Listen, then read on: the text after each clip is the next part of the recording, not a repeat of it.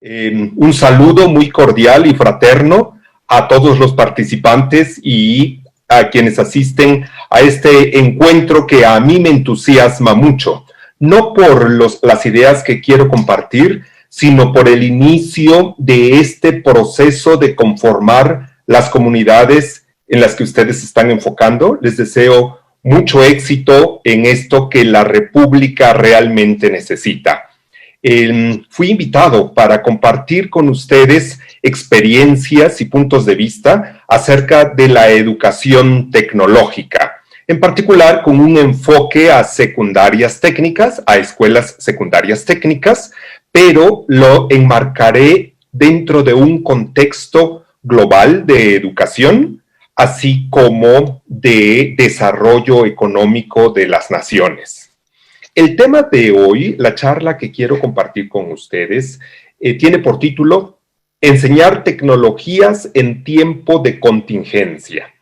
Y el propósito de ello, el objetivo, es analizar la educación tecnológica en el contexto de las actuales contingencias. Y cuando digo actuales contingencias, me refiero a que no solamente estaremos enfocados en el tema de la pandemia de la COVID-19, sino de otro tipo de contingencias, como por ejemplo, las carencias que hemos observado en los procesos educativos que se habían vuelto normales o que le habíamos perdido la atención por mucho tiempo y que precisamente por la pandemia surgieron y nos hacen necesaria una consideración acerca de cómo estamos educando en las tecnologías. De manera muy somera, les comento que el temario va a ser, haremos una revisión de los principios de la educación tecnológica, que para mí es algo muy importante. Antes de hablar acerca de recursos que podemos utilizar para las materias de educación tecnológica, es bien importante poner las bases, saber cuáles son los principios de los que estamos hablando para poder definir claramente a dónde queremos llegar. Hablaremos de los recursos disponibles para masificar la excelencia en la enseñanza de las tecnologías y posteriormente hablaremos de estrategias que propongo para fortalecer la educación tecnológica. Cerraremos con conclusiones. Empecemos con una reflexión de Steve Jobs. La tecnología no vale. Lo que es importante es que tengas fe en las personas, que son buenas y brillantes, y que si les das herramientas, harán cosas maravillosas con ellas. Es una reflexión de Steve Jobs que a mí me mueve mucho. Entre más me impresiono de la tecnología disponible, más me convenzo de que la diferencia la hacen las personas.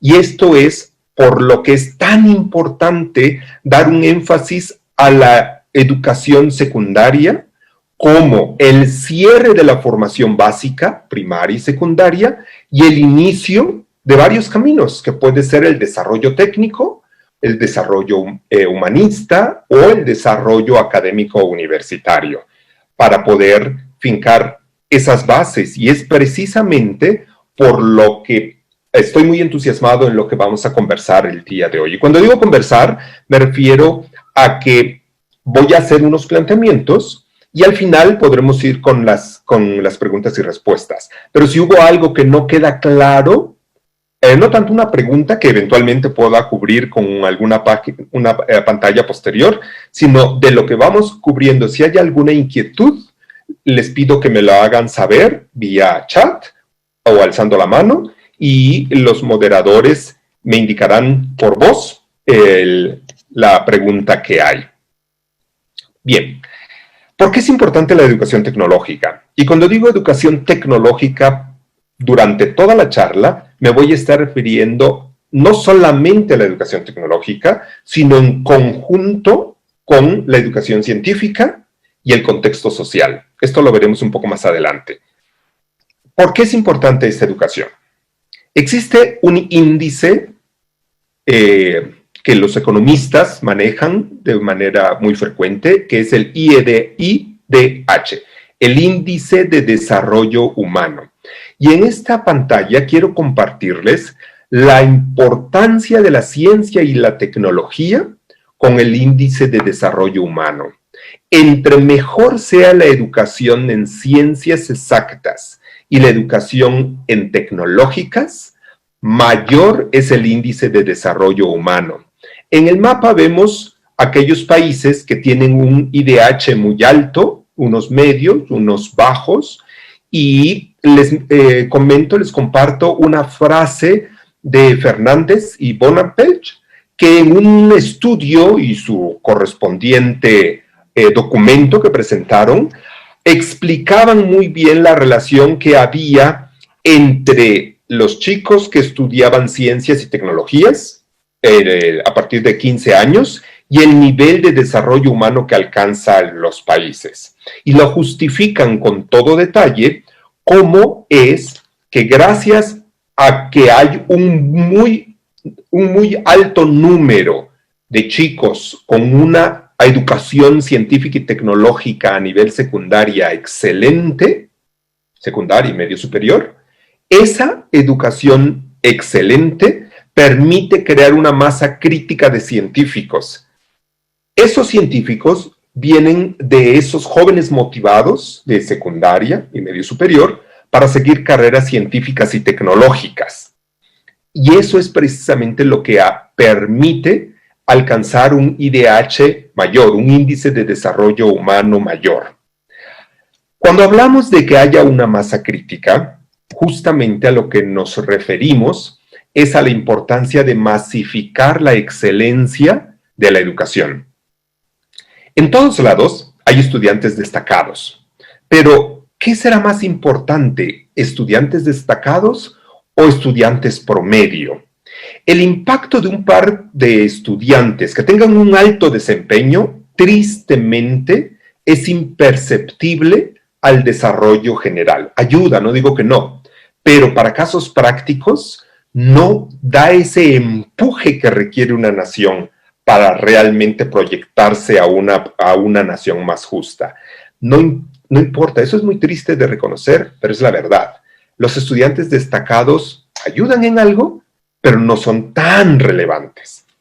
Es mucho más relevante que los chicos promedio tengan un muy buen nivel. Es muy importante alcanzar una masa crítica que permita detonar esa reacción en cadena que va a traer el beneficio a toda la población.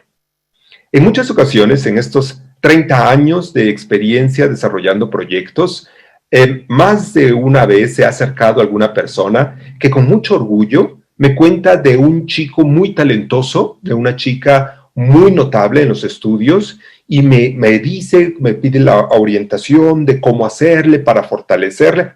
Me gusta mucho que esos casos, me encanta conocer esos casos, porque son casos que permiten impulsar a un individuo. Sin embargo, no me entusiasma mucho para los proyectos que en cuestión tenemos. El enfoque debe de ser no en los chicos talentosos, sino en los chicos promedio, en aumentar el nivel promedio. Y esto es, en parte, el enfoque que iré dando en esta conversación. Y mi invitación a ustedes, docentes de escuelas secundarias técnicas y administradores y participantes en este foro, de poder enfocarnos. Olvidémonos de los talentosos, ellos encontrarán su camino. El enfoque tiene que ser en los chicos promedio, o incluso en tomar a los chicos que van más atrás y subirlos a un promedio. Y luego, ese promedio, aumentarlo a niveles en donde solamente estaban los estudiantes destacados. Ese es el reto que tenemos todos los ciudadanos del mundo, no solamente ustedes, los docentes, en poder aumentar este nivel promedio, en masificar la excelencia. Y cuando digo masificar, utilizo la palabra masificar como sinónimo de universalizar, no como en ocasiones se toma, que también se podría ver así, como de bajarle la calidad. En ocasiones vemos masificar como algo que es bajar de calidad, y no es precisamente, es justamente ese el problema. Masificar no es bajar de calidad para dar a todos. Masificar es dar a todos. la estoy usando como para dar a todos. Y cuando digo dar a todos, es para que podamos tener esa masa crítica. Hoy por hoy, estamos muy en pañales con el tema de masificación de la excelencia. Se hizo un estudio que comparaba los niveles socioeconómicos de estudiantes y la calificación que se lograba en el examen PISA. Esto denota una diferencia muy grande entre estructuras elitistas y estructuras igualitarias, en donde hubiera igualdad, o mejor dicho, equidad. La gráfica nos muestra cómo en distintos países llega a haber, y es la barra en este color verde limón, llega a haber casi un doble de diferencia, casi un 100% en estos países que estamos viendo, entre un 81 y un 110%, de diferencia en el puntaje PISA dependiendo del nivel socioeconómico. No estamos hablando que el nivel socioeconómico nos permite una diferencia de un 10, de un 12, 15%. No, hasta 110%. Esto, aunque es obvio, a mí me impactó el ver una estadística tan definida que se tiene a partir de estos estudios de PISA. Y eso es muy preocupante, y es justamente la exhortación, que no debe de haber diferencia en el nivel académico de un chico de una prepa, de la universidad privada que ustedes quieran de excelencia, comparado con un chico de prepa o de secundaria, en el último rincón que querramos ver de nuestro querido país, México, pero también de otros países en el globo. Ese es justamente el gran reto que tenemos. ¿Cómo le hacemos para masificar la educación tecnológica? Y lo que propongo en este caso seguramente coincidirá con muchos de los planes y lineamientos que tienen, pero nos va a ayudar en la conversación para puntualizar muy bien la importancia de unos aspectos, y tendrá más sentido la propuesta que hago de cómo fortalecerlos y cómo incrementar la calidad de la educación tecnológica. Hablemos de un aspecto muy importante, que es el tema de integrar áreas académicas en la educación secundaria. La educación de la ciencia, la educación de las tecnológicas y los temas de sociedad, que hablando de área académica en ocasiones se ve como la parte humanística, en muchas ocasiones está separada por muchas razones, pero cuesta trabajo integrar estas tres áreas académicas. Por ejemplo, la convocatoria de hoy iba sobre todo a docentes de educaciones tecnológicas, de educaciones de las materias tecnológicas, y los de ciencia tienen otro grupo. Y está muy bien así, porque nos podemos enfocar a la parte de tecnológica, pero solo temporalmente. Continuamente debemos estar convocando a una mejor integración entre estas tres áreas: la parte de educación de la ciencia, educación de las tecnológicas y el tema de humanísticas. Ciencia, tecnología y sociedad es el término que se utiliza mucho, suena muy lindo, se escriben grandes reflexiones al respecto, pero en muchas ocasiones carecemos de una integración funcional. Y la propuesta que les tengo en este caso se basa en esta integración de estas tres áreas académicas. ¿Y por qué es importante esta integración? Veamos los términos y sus implicaciones. Y aquí les pido que, en contra de lo normal, no empecemos de arriba a abajo, sino de abajo hacia arriba. Veamos qué nos dice el diccionario de la lengua española de la RAE. Nos dice que ciencia es el conjunto de conocimientos que se obtienen a partir de la observación y el razonamiento, que son estructurados, y básicamente lo importante es que nos dan los principios de las leyes generales que rigen nuestro universo. Es entender cómo funciona el universo, cómo funciona la naturaleza, cómo funciona todo lo existente. Y de esa forma podemos predecir y comprobar estos resultados de los experimentos. Esa es la ciencia. La ciencia es la base de lo que sigue. Veamos qué dice la RAE de tecnología. La tecnología, RAE la define como el conjunto de teorías y de técnicas que permiten el aprovechamiento práctico del conocimiento científico. Nunca podríamos tener una educación tecnológica de calidad si no tenemos previamente una educación científica de calidad.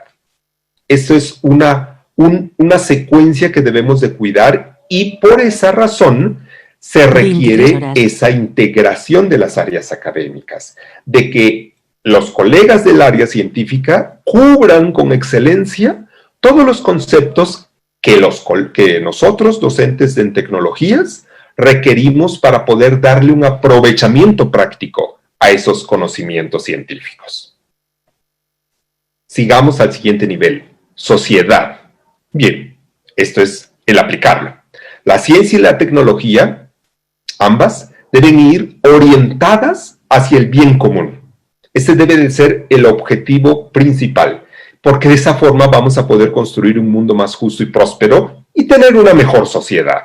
De manera que, aunque en esta explicación empezamos de abajo, de ciencia, luego tecnología y luego sociedad, en la práctica la reflexión es al revés. ¿Cómo estamos como sociedad? ¿Qué problemas tenemos como sociedad? ¿Qué debemos de resolver para tener un bien común? Ok. Tenemos estos desafíos. ¿Cómo los resolvemos? Aprovechando prácticamente los conocimientos científicos, es decir, la parte de tecnologías, y para ello definir la parte de ciencia. Dicho en palabras más simples y mundanas, debemos estar bien claros cuáles son los retos sociales que tenemos para voltear a ver qué tecnologías nos pueden ayudar y voltear a ver qué conceptos científicos nos ayudan a desarrollar ese aprovechamiento práctico y resolver los problemas. Esa debe de ser la secuencia de esa integración. Y quisiera que viéramos dos ejemplos de esta integración. El primer ejemplo de esta integración de ciencia, tecnología y sociedad se da desde el siglo XVI. Se daba porque se suspendió. Esto que sucedía en el siglo XV y siglo XVI en Mesoamérica, se tenía en el Telpochcali.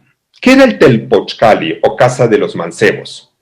Era los centros mexicas en donde se educaban, donde se formaban a los jóvenes alrededor de los 15 años, con un objetivo muy claro, servir a su comunidad.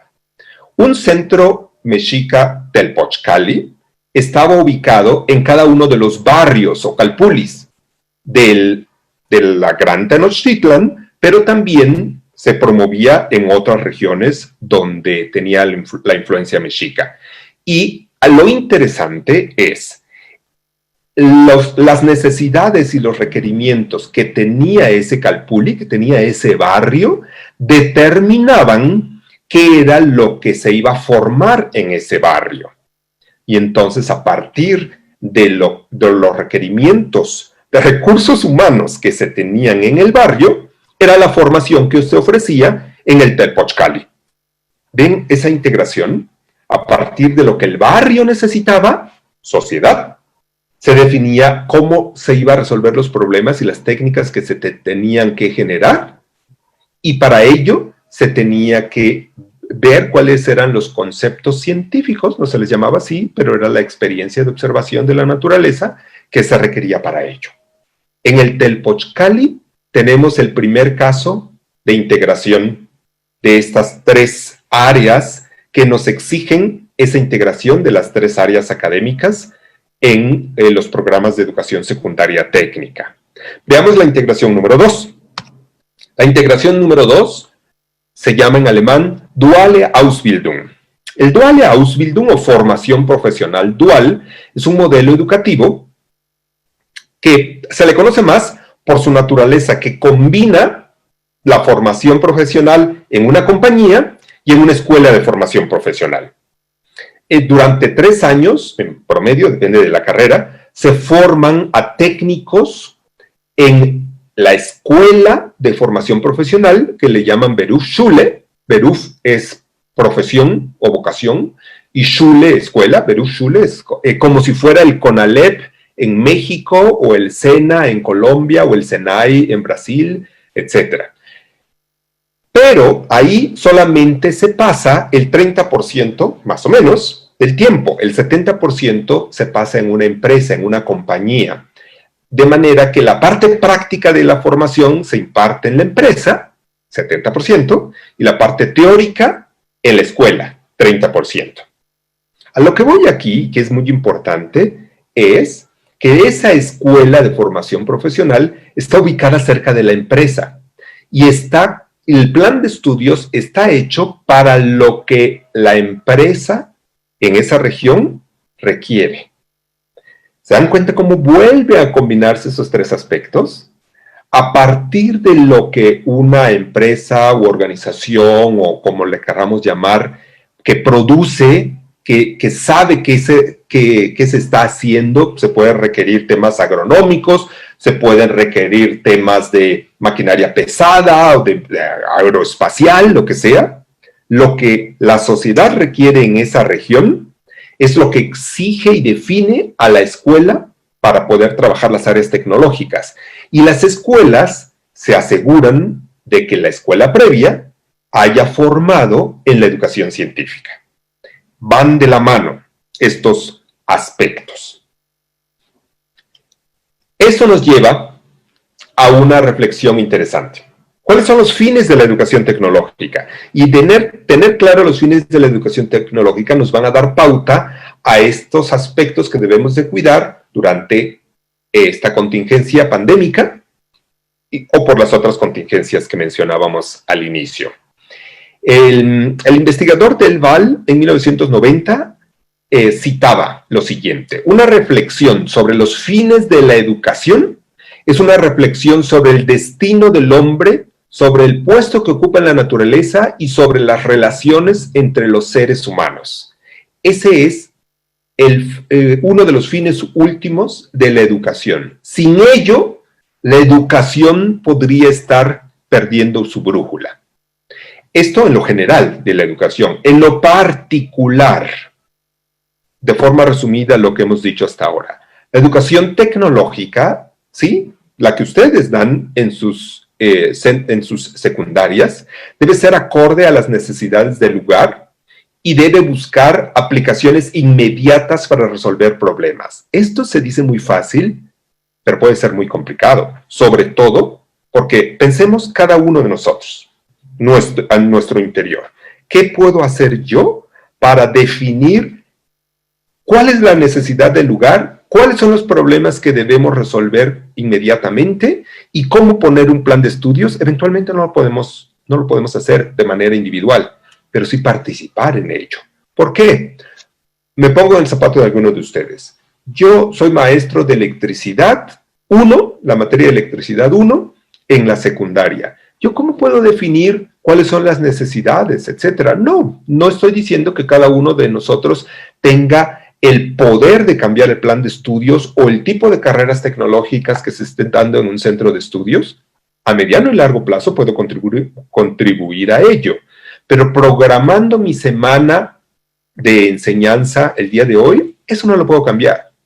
Pero ¿saben que sí podemos cambiar? ¿Saben qué es lo que yo, maestro de electricidad 1, en la Escuela Secundaria Técnica número 28 de la Colonia Hidalgo Oriente en Salina Cruz, puedo cambiar? Lo que sí puedo cambiar es la orientación que le daré a mis clases, teniendo en mente cuáles son los problemas que estamos teniendo en la colonia y en la ciudad y cuáles son las aplicaciones inmediatas a la solución de esos problemas con las que puedo orientar mi clase de esta semana. Puedo reducir las horas que le doy a temas que no tienen que ver con eso y profundizar un poco más en ello. De esta manera, cubro el plan de estudios, desarrollo las competencias que los chicos tienen que hacer y busco cómo resolver los problemas. Y, de paso, hablando de integración, confirmo cuáles son los conceptos científicos que los chicos deberían de tener para asegurarme que mis colegas de educación científica lo pueden cubrir. Eso es algo que en lo particular, como fin de educación tecnológica, se necesita. En este mismo párrafo, puntualizo algo un poco fuerte y radical. ¿A qué viene este proceso? Nos habíamos quedado en que nos servía para resolver problemas particulares. Hice pausa para mi sorbo de café con toda la intención de preparar a la siguiente frase. Debemos asegurar de que los chicos aprendan los conocimientos y desarrollen competencias también para realizar trabajos utilizando la capacidad máxima que podamos tener.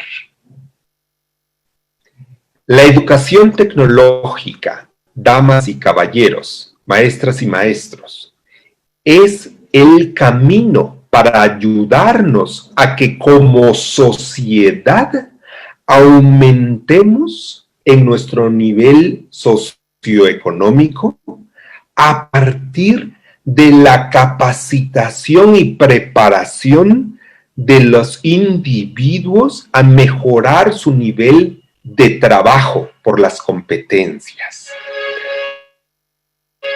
Todos los humanos somos iguales, todos.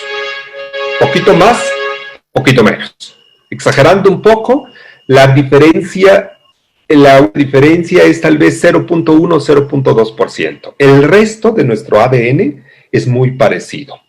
¿Cuál es la diferencia entre una persona que se encarga de con una franela ayudar que se acomoden los autos frente al mercado y una persona que sea un premio Nobel? La formación. El premio Nobel ha desarrollado su capacidad intelectual a un nivel máximo dada su formación. Mientras el chico que acomoda los coches, personas vayan a comprar al mercado, no ha tenido oportunidad de desarrollar estas competencias, pero son iguales. El franelero del mercado tiene el 99% de lo que necesita para ganar un premio Nobel. Es un tema de formación y eso tiene mucho que ver con la educación tecnológica que estemos dando. Educación tecnológica en muchos aspectos, pero en poder formar, en sacarle lo mejor que un Homo sapiens puede dar. Y eso es algo que se puede dar desde la educación tecnológica. Y precisamente por eso es por lo que es muy importante tener claro el marco funcional. En pocas palabras, y este esquema lo resume, el contexto social nos debe de definir el camino que debemos seguir para ir ascendiendo en los escalones, empezando desde las ciencias, pasando de forma intermediaria por tecnologías cotidianas y después en la profesión. Y acá quiero enfatizar en el escalón intermedio, tecnologías cotidianas. ¿A qué me refiero con tecnologías cotidianas? Hay un término que todos conocemos, alfabetismo o analfabetismo. El analfabetismo, el no saber leer y escribir, es algo que distintas naciones han estado combatiendo. Tomando como base el término alfabetismo o analfabetismo tradicional, UNESCO propuso hace unos años programas para combatir el analfabetismo científico. ¿A qué se refería UNESCO con el analfabetismo científico? Se refería a que las masas, la población en general, no los científicos, sino la población en general, no tenía aún un nivel de conocimientos de ciencias que fuera funcional para poder operar mejor como sociedad. Y había un índice de analfabetismo científico relativamente alto. Y lo sigue habiendo. Ahora con la COVID, por ejemplo, se llegaba a contradecir mucho el uso del tapabocas y se decía, a ver, e incluso se mostraba cómo era posible que ayudara el tapabocas si el espacio vacío entre los tejidos del tapabocas era muchísimo más grande que el tamaño del virus. Y muchos creían en ello.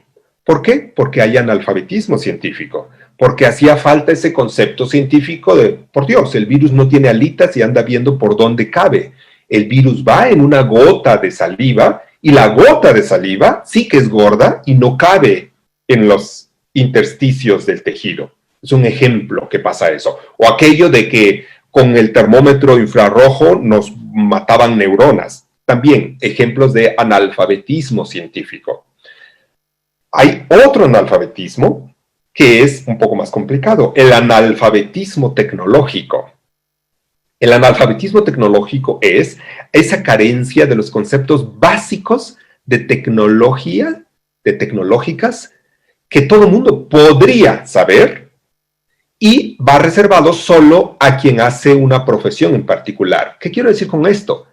¿Por qué no todos los ciudadanos, todos, mujeres y hombres, tenemos las habilidades básicas de electricidad, como para saber qué riesgos corremos a la hora de cambiar un foco o cambiar un interruptor?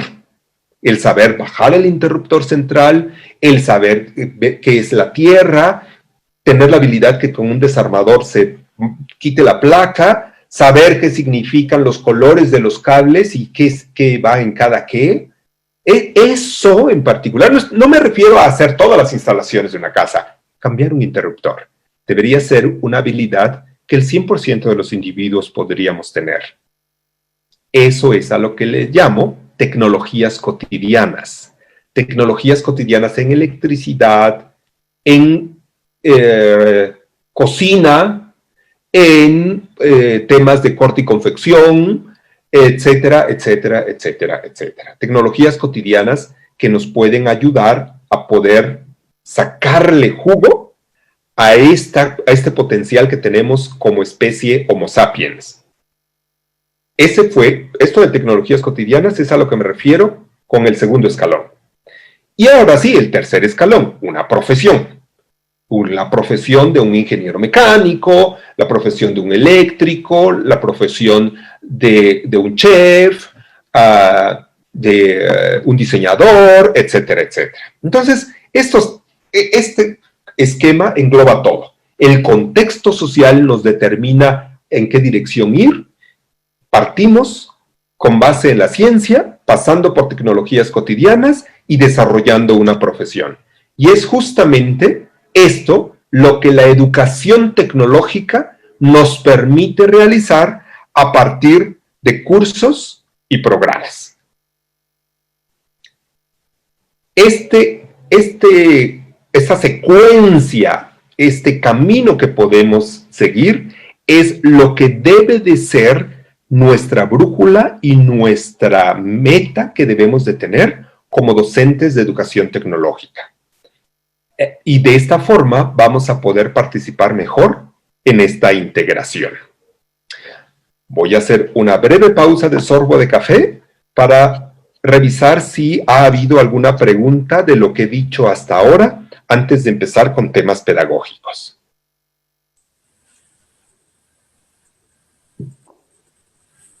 Bien, continuemos. Cursos y programas de educación tecnológica. ¿Cómo se van conformando estos cursos y programas de educación tecnológica?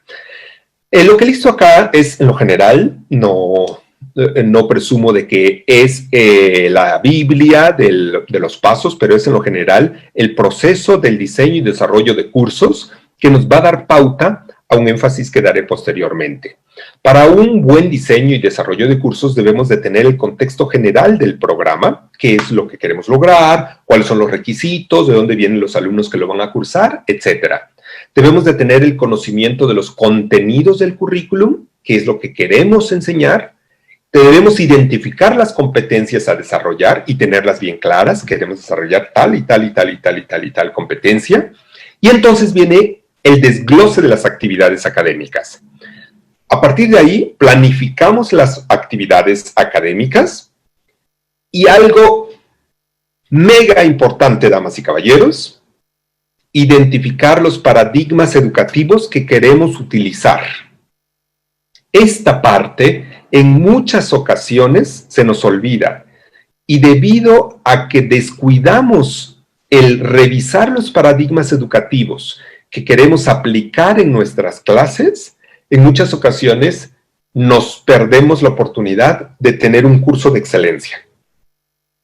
Con base a los paradigmas educativos, hacemos el diseño instruccional del curso, teniendo un objetivo muy claro: masificar la excelencia. Este diseño instruccional tiene que tener en cuenta esta fusión de teoría y práctica que debemos de desarrollar. Hablemos de los paradigmas educativos y cómo los integremos. Aquí tengo la imagen de dos de los grandes pensadores relacionados a la educación. Tenemos a Skinner como el representante del conductismo y tenemos a Piaget, representante del constructivismo. Bueno, hay que tener muy en cuenta que para asegurar la masificación de esto que queremos hacer, debemos tomar lo mejor de cada uno de estos mundos, del conductismo y del constructivismo. Y solo menciono dos como ejemplo. Sabemos de que hay muchos paradigmas educativos. Busquemos lo mejor de cada uno. Es un error el querer enfocarse solo a uno de los paradigmas. No, no tiene que ser así.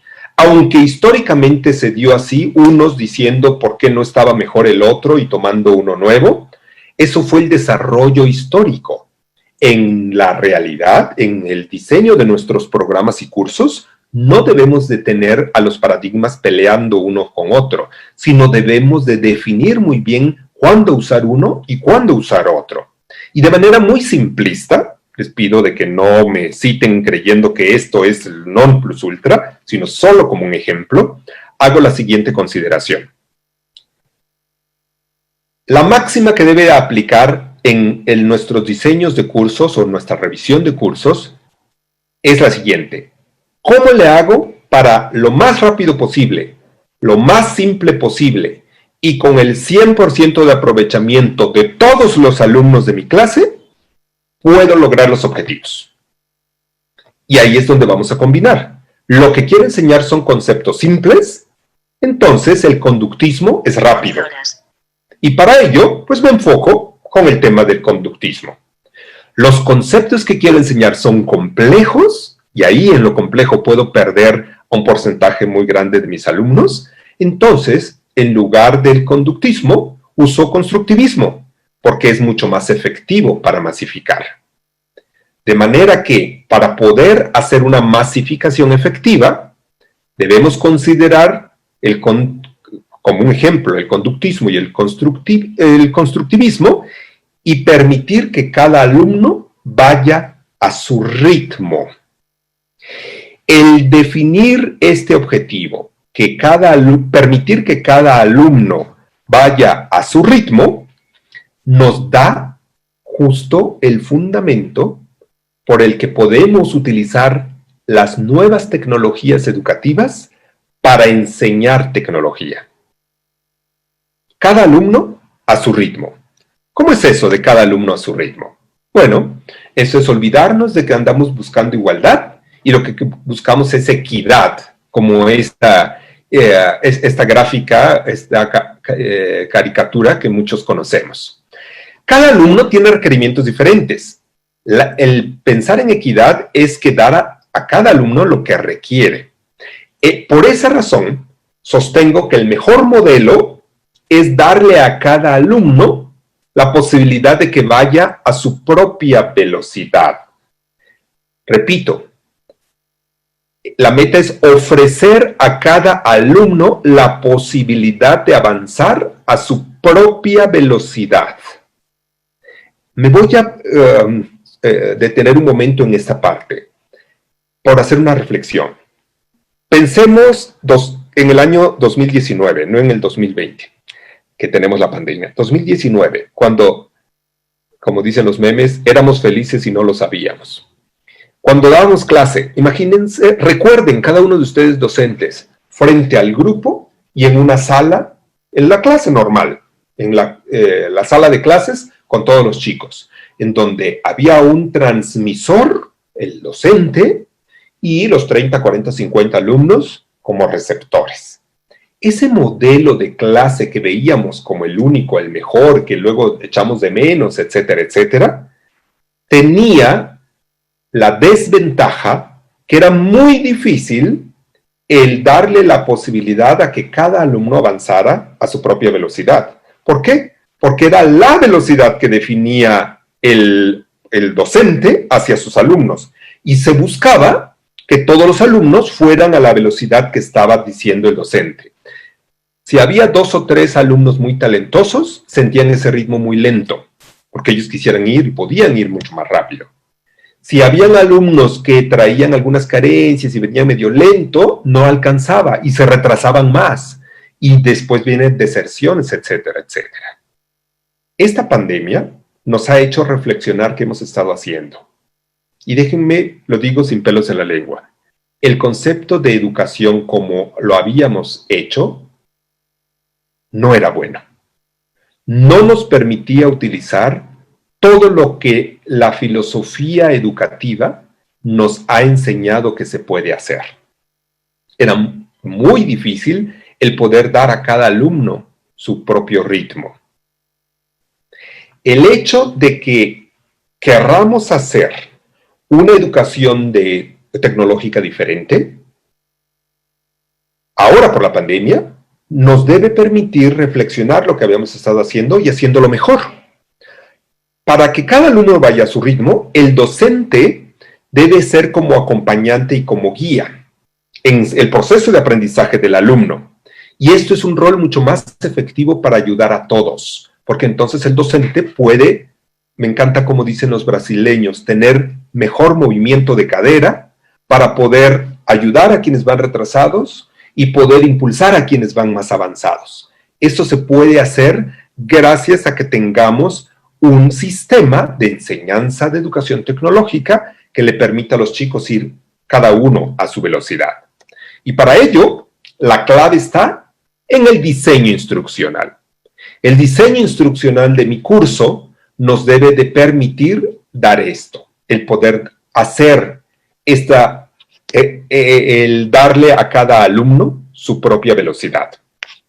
Y para ello, mencionado de forma breve, debemos cuidar el poder activar los conocimientos del curso anterior en los chicos, el poder enfatizar en elementos importantes, el dosificar la carga cognitiva para hacer eficiente el proceso de aprendizaje, utilizar materiales significativos sin sobrecargar, a partir de enfocarse en los objetivos metacognitivos del curso e incentivar modelos mentales robustos. Esto nos lleva a que con ello podemos crear actividades que los chicos puedan seguir individualmente o por equipo. En pocas palabras, tomemos la oportunidad que la COVID-19 nos está dando, así como tenemos que enseñar de manera remota y de forma sin estar en el aula, etcétera, etcétera, para revisar estos puntos del diseño instruccional y que mis actividades académicas las planee de acuerdo a esta secuencia, sobre todo pensando que vamos a poder definir las actividades académicas de manera que el alumno pueda seguir individualmente o en equipo. Tomemos esta oportunidad. ¿Qué opciones tenemos de realización? Básicamente hay 2. Los cuadernillos tradicionales y los EVA, los entornos virtuales de aprendizaje, que es algo que se está utilizando, o que se está conociendo y utilizando mucho ahora con el tema de enseñanza a distancia.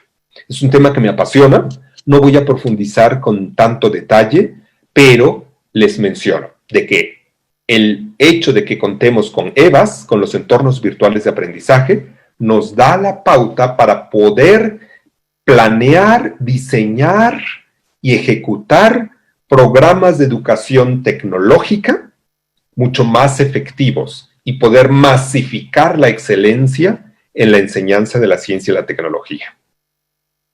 Repito, existen esas dos opciones, el cuadernillo tradicional o el EVA. Cuando el alumno no tiene internet o no tiene computadora o no importa.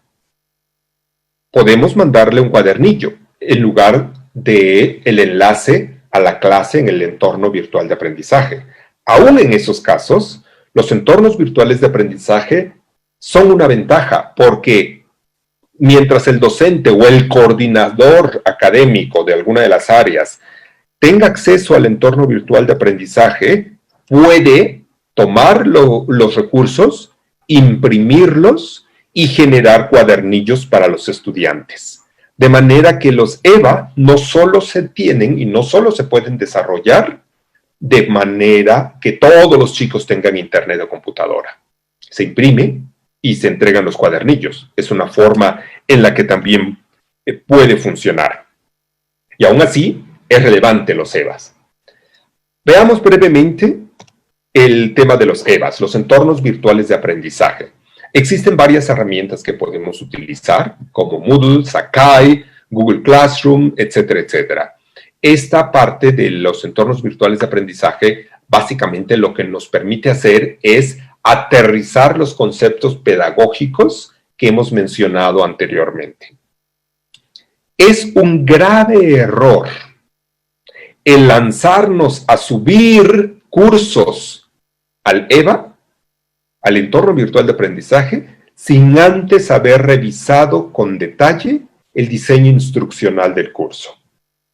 Y aquí mi exhortación es a que lo lleven a la práctica y que comenten y dialoguen, debatan con sus colegas para hacer esto una realidad. Que no se lancen directamente al EVA, sino que hagan ese diseño instruccional de manera previa.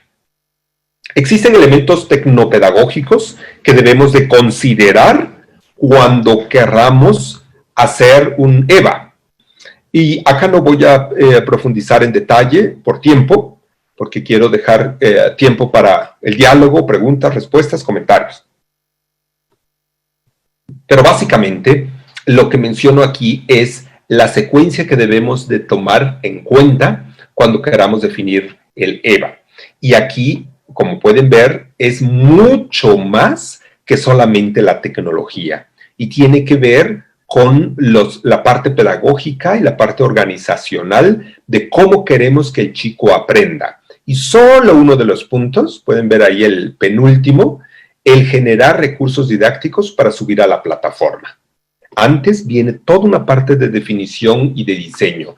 Y la parte de recursos didácticos para subir a la plataforma es la parte que consume más tiempo, pero debe estar supeditada a la definición previa.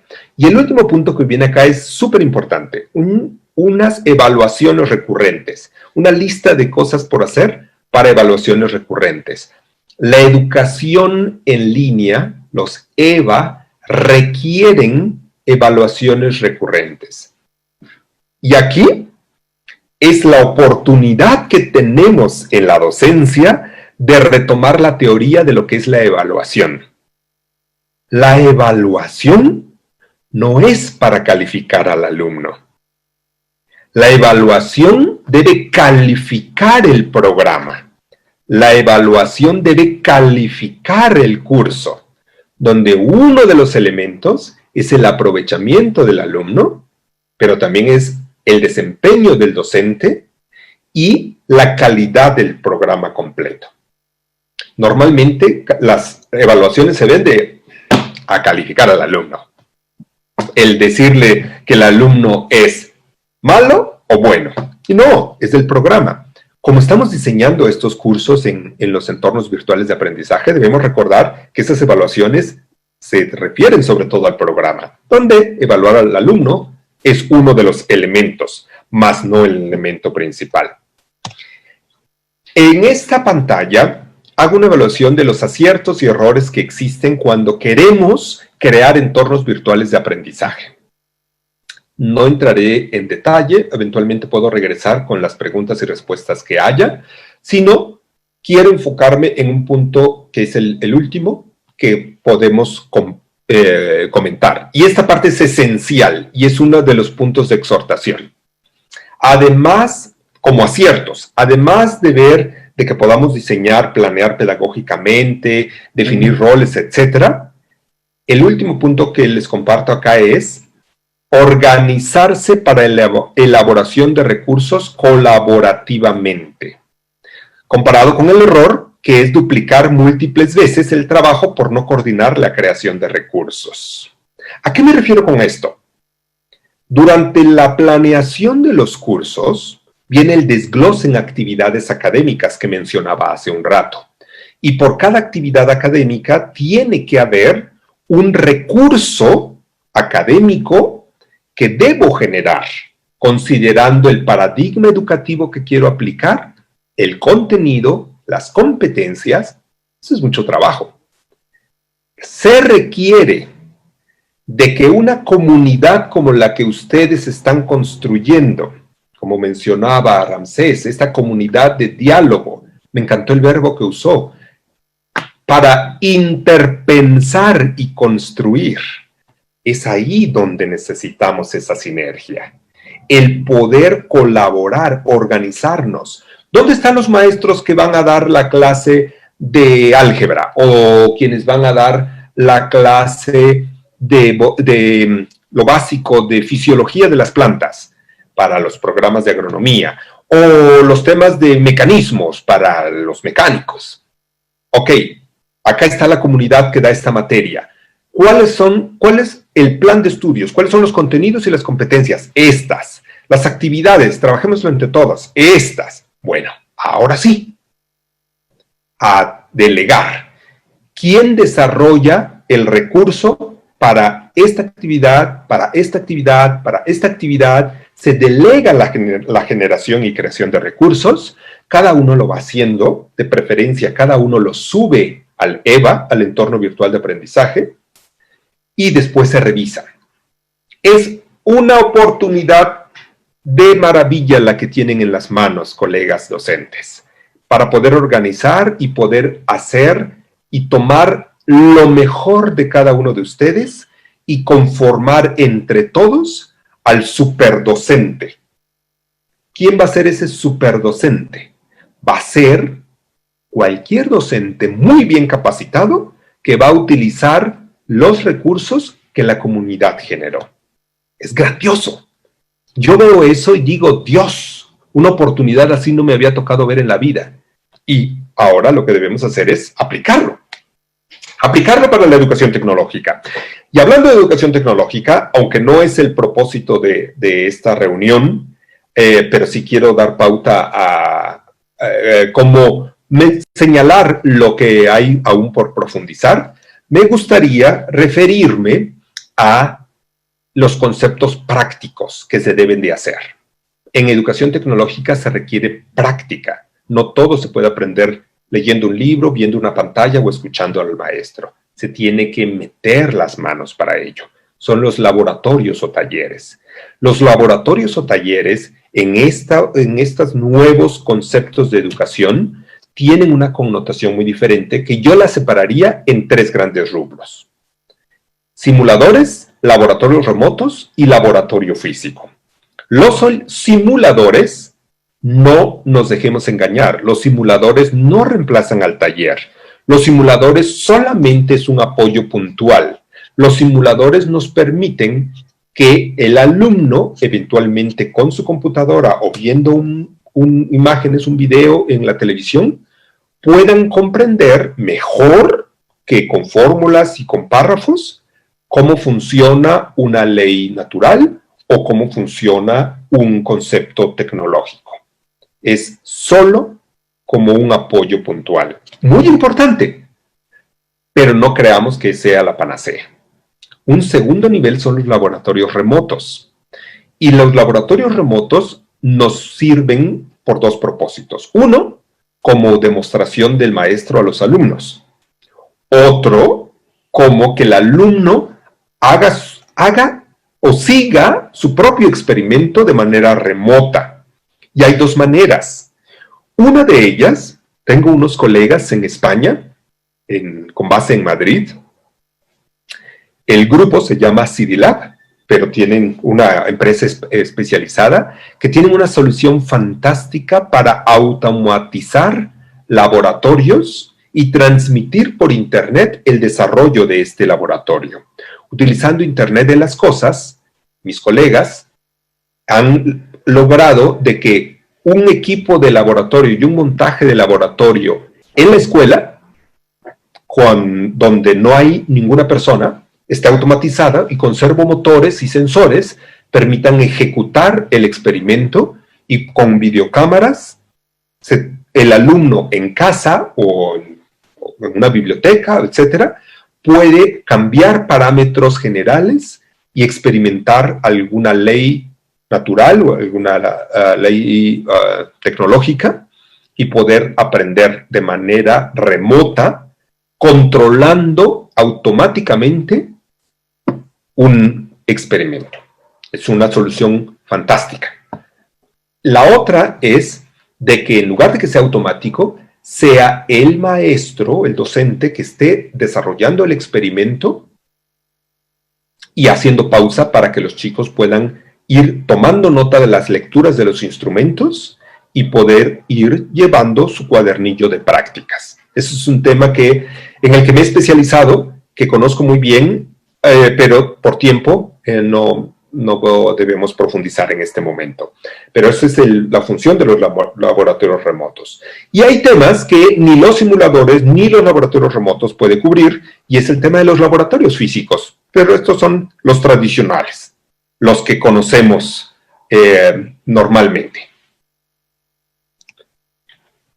Estamos concluyendo esta presentación y me gustaría listar cuáles son las conclusiones a las que les invito a que lleguemos hablando de la nueva educación tecnológica. El primer punto que les exhorto es que es muy importante integrar las tres áreas académicas que tienden a separarse entre ellas. Las áreas de ciencias, las áreas tecnológicas y las de sociedad, debemos integrarlas mejor. Una segunda conclusión que exhorto a tomar es la forma de llevar los cursos debe de estar orientado a los problemas de la comunidad. Esa parte es esencial. En base a los problemas de la comunidad, el poder diseñar mejor los cursos que tenemos. Un aspecto muy importante también es la educación tecnológica no se debe limitar solamente a la profesionalización. No debemos tenerla orientada exclusivamente a formar a profesionales en el área.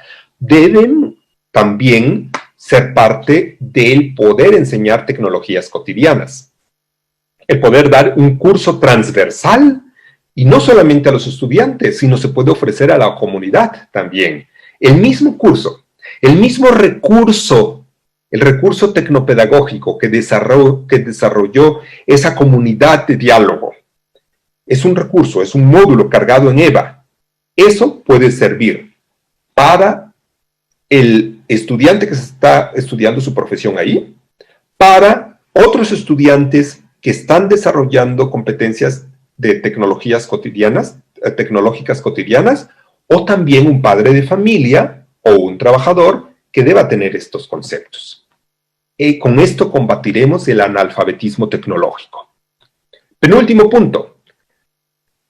Debemos establecer entornos virtuales de aprendizaje bien diseñados en los que no haga falta el paso previo fundamental, el diseño instruccional, y desarrollar los recursos colaborativamente, en coordinación.